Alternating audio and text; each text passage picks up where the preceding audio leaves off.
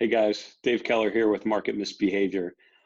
You know, I read a quote recently: when you know a thing, to hold that you know it, and when you do not know a thing, to allow that you do not know it. This is knowledge.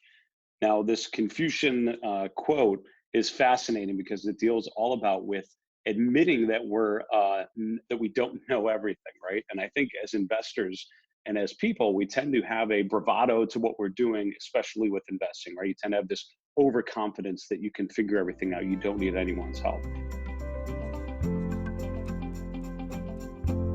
But the best investors I've gotten to know are the ones that have a humility about them. They know what they don't know. They have an awareness, a self awareness, because they are aware of their strengths. And more importantly, they're aware of their weaknesses.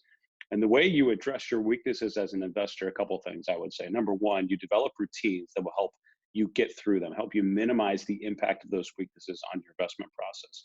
The second, you surround yourself with people that can address those weaknesses. So if you're strong in certain areas, you accentuate those, or you set things up to accentuate those in your process, and you surround yourself with people that can address your weaknesses. I've seen that a lot when investors are more right brain, they're more creative, more looking for big picture patterns. They will have, more macro oriented. They will have people around them that are more micro oriented, that can model things out and dig into the details in a way that they have no appetite for, no abilities for it.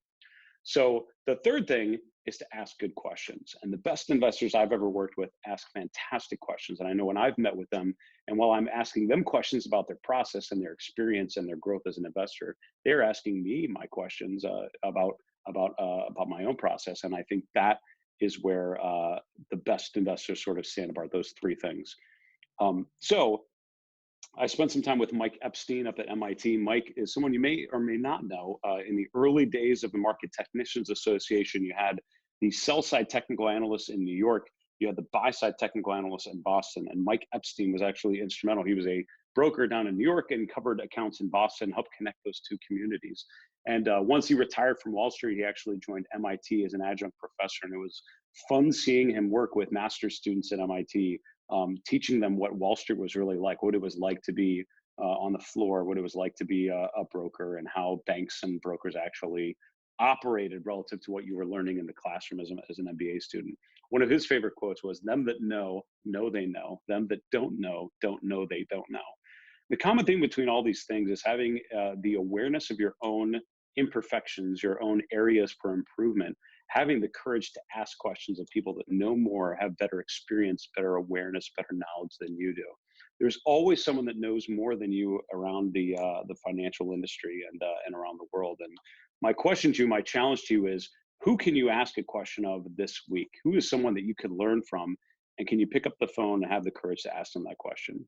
This sort of thinking about investment process, investor behavior, decision making, and routines is of interest to you, I hope you hit subscribe, hit the little notification button so you'll know when I post a new video. Check out some of the other videos on my Market Misbehavior channel. Thanks a lot.